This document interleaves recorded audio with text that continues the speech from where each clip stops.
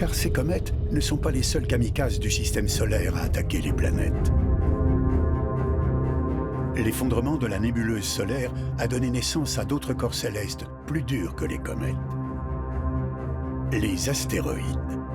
Ces énormes cailloux sont à l'origine de la création des 4 autres planètes du système solaire: Mercure, Vénus, Mars et la Terre. Certains ont fini en planète, et puis d'autres, en fait, n'ont jamais grossi, n'ont jamais été capturés dans une planète et se sont parqués dans une région qu'on appelle la ceinture principale entre Mars et Jupiter. Les astéroïdes de la ceinture principale vivent leur vie, la plupart d'entre eux y restent. Mais de temps en temps, des choses peuvent arriver dans la ceinture principale. Parfois, ils entrent en collision entre eux et changent complètement de trajectoire, un peu comme des boules au billard.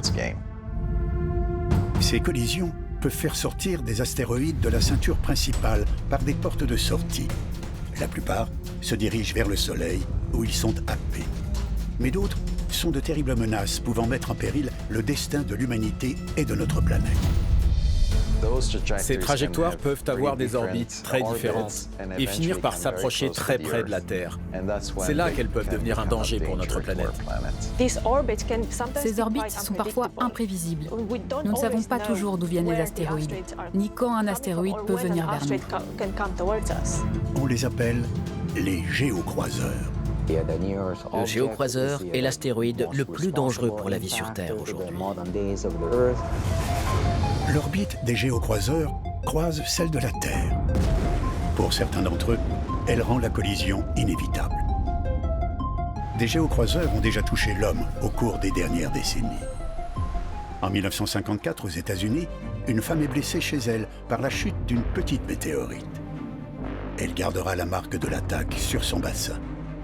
28 ans plus tard, toujours aux États-Unis, un géocroiseur perfore le coffre d'une voiture en pleine rue. En 2008, en Inde, un autre percute la surface du globe au milieu de paysans dans une rizière. On a plus de risques d'avoir un accident sur Terre que de se prendre un astéroïde sur la tête. Mais ça arrivera sur le long terme, c'est pour ça qu'il est pertinent de s'en occuper. Mais bien que dangereux, ces gros cailloux ne sont rien à côté de ceux mesurant une dizaine de mètres ou plus. C'est de cela dont il faut s'inquiéter. Nous devons nous assurer de leur localisation et essayer de nous en protéger.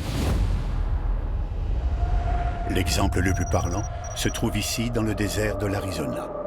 Formé il y a 50 000 ans, Meteor Crater illustre bien la taille et la violence de l'impact d'un gros bolide.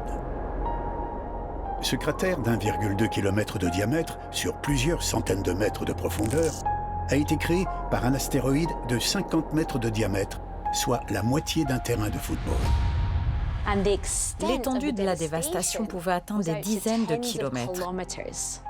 Par dévastation, j'entends des phénomènes tels que des boules de feu, des vents de la force d'un ouragan et d'autres phénomènes susceptibles d'anéantir toute espèce vivante qui aurait pu se trouver à proximité. Cela aurait pu détruire une ville comme Amsterdam ou comme Paris. Il est difficile de savoir si les hommes vivaient dans les alentours lors de l'impact. Mais ces assassins sans âme ont déjà tué des hommes par le passé. Ils ont non seulement conduit à l'extinction des dinosaures, il y a 66 millions d'années, mais ils ont aussi marqué l'histoire humaine. Cela ne se produit pas très souvent, mais il y a une forme d'impact dont nous devons vraiment nous inquiéter. C'est celle qui a frappé la région de la Tunguska. Le 30 juin 1908, la région de la Tunguska, en Sibérie, est frappée par un astéroïde de 50 mètres de diamètre. D'après les scientifiques, il aurait explosé à 9 km d'altitude, déclenchant une chaîne d'événements catastrophiques. Il a explosé dans l'atmosphère et ce qui a touché le sol, c'est une onde de choc. L'explosion dégage une énergie de 10 à 15 mégatonnes, soit 1000 fois celle de la bombe nucléaire d'Hiroshima. L'onde de choc détruit 2000 km² de forêt, soit 20 fois la superficie de Paris. Elle est enregistrée par des capteurs en Europe occidentale et aux États-Unis. L'explosion crée un énorme flash lumineux qui se propage dans la nuit. Les habitants de Londres pouvaient lire le journal la nuit. Il faisait beaucoup plus clair qu'à la pleine lune. Heureusement, l'astéroïde est tombé dans une des régions les moins habitées de notre planète. On recense seulement 3 morts et de nombreux blessés. Nous avons eu beaucoup de chance car il n'y a pas eu beaucoup de victimes. Cependant, si un tel impact se produisait aujourd'hui, au-dessus d'une zone peuplée, cela pourrait avoir des conséquences vraiment catastrophiques. Ça serait passé au-dessus de Paris, c'était Paris qui y passait. Toute la ville aurait été rasée, juste à cause de ce seul événement. Une telle catastrophe n'est pas arrivée depuis plus d'un siècle. Mais ce qui est sûr, c'est qu'une nouvelle collision avec la Terre est inéluctable. On sait qu'elle va se produire. Seulement, on ne sait pas quand. Nous ne voulons pas qu'un événement comme celui de la Tunguska se produise dans nos villes. C'est pourquoi il faut s'en inquiéter. En regardant la Terre, on ne peut pas mesurer la fréquence des impacts qui sont produits parce que tout s'efface au cours du temps. Il existe un autre moyen de le savoir. Il suffit d'observer la Lune. 80% de sa surface est couverte de cratères d'impact. Les flashs lunaires, observés depuis la Terre, sont les conséquences de collisions d'astéroïdes sur notre satellite naturel. Ce que les scientifiques ont réussi à faire, c'est compter les cratères de la Lune. Cela nous permet d'estimer la population d'astéroïdes, c'est-à-dire le nombre d'astéroïdes d'une taille donnée qui existent dans l'espace autour de la Terre. Les résultats sont assez précis. La fréquence dépend de la taille du corps. Plus il est gros, plus c'est faible puisqu'il y a moins de gros que de petits. Et ce qui vaut pour la Lune, on peut le calibrer pour la Terre. Tous les 6000 ans en moyenne, un astéroïde de 100 mètres de diamètre frappe la Terre en libérant une énergie équivalente à 50 mégatonnes à l'entrée de l'atmosphère, soit l'équivalent de 3850 bombes d'Hiroshima. Si un boulet de canon comme celui-ci venait toucher nos mégalopoles, ce serait une catastrophe majeure. Il y a toujours une possibilité que l'humanité soit frappée par un astéroïde. Même si les scientifiques vous disent qu'il y a un impact tous les millions d'années, cela peut arriver demain. Il s'agit d'événements catastrophiques qui pourraient causer des dommages importants à l'espèce humaine. Je pense que ces événements doivent être très bien préparés. Qu'allons-nous faire si nous détectons un astéroïde qui se dirige vers la Terre ?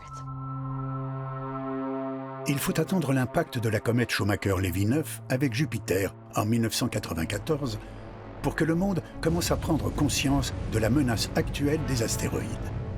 Les grandes nations commencent à s'emparer de la question. Le Conseil européen apporte des premières résolutions en 1996.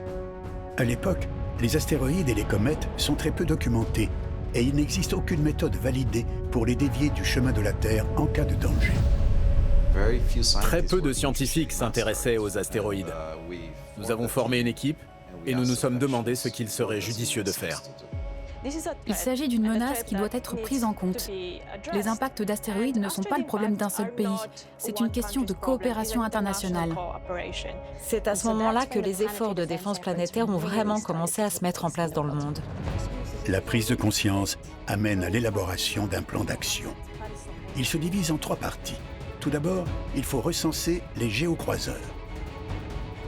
Ensuite, il faut apprendre à les comprendre et savoir de quoi ils sont faits. Enfin, il faut trouver un moyen de les dévier. Le risque d'impact d'astéroïde, il n'est jamais nul. À l'échelle de la durée de vie d'un individu, il est beaucoup plus faible que les autres. D'où le fait qu'on se dit, bon, c'est pas la peine de s'en occuper. En revanche, il est quand même pas nul et les conséquences sont majeures. Donc c'est pourquoi il faut s'en occuper. Les astéroïdes sont là. Ils ne vont pas disparaître. Et des impacts d'astéroïdes, il y en a tout le temps. La question n'est donc pas de savoir si un impact d'astéroïde va se produire, mais quand. Le Congrès américain est le premier à lancer un projet d'envergure. En 1988, il charge à la NASA de faire l'inventaire de tous les géocroiseurs supérieurs à 1 km. Car 1 km, c'est le seuil de catastrophe à l'échelle de la Terre. L'astéroïde qui a frappé la Tunguska en Sibérie en 1908 n'a pas été détecté par les télescopes de l'Europe. Ces ancêtres de l'exploration spatiale pouvaient seulement déceler la présence des astres de plusieurs kilomètres.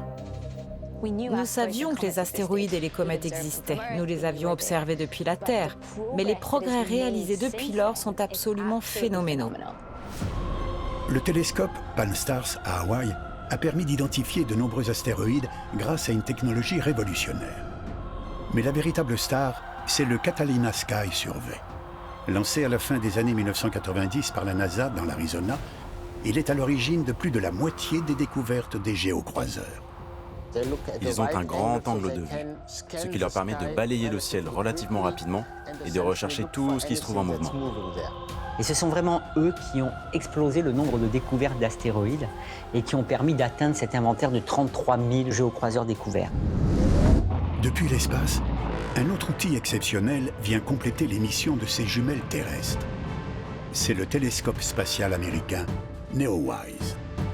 Cette véritable sentinelle de la Terre a une mission primordiale.